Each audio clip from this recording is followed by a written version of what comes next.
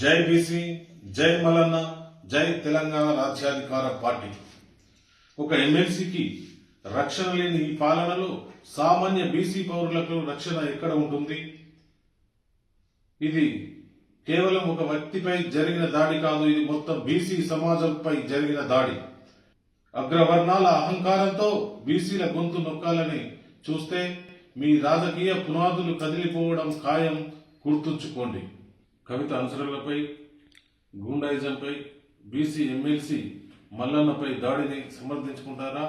బీసీలంటే అంత లోకువా? మీ అహంకారానికి కాలం చెల్లింది. రాజ్యాధికార పార్టీతో మీ రాజకీయ సమాధి కట్టడం ఖాయం.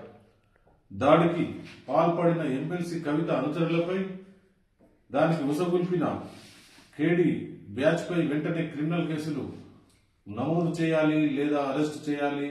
ప్రభుత్వం తక్షణమే స్పందించకపోతే బీసీ సమాజాన్ని ఏకం చేసి రాష్ట్రమంతా ఉద్యమం చేపడతాం.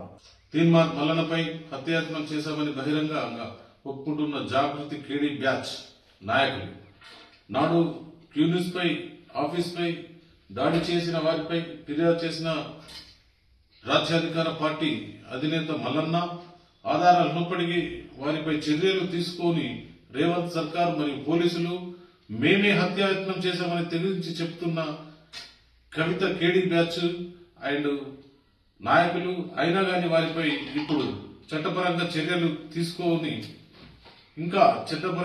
తీసుకొని పోలీసులు ఇప్పటికైనా పోలీసులు వారిపై చట్టరీత్యా చర్యలు తీసుకుంటారో లేదా కవిత దోస్తాంతో వదిలేస్తారో చూడాలి.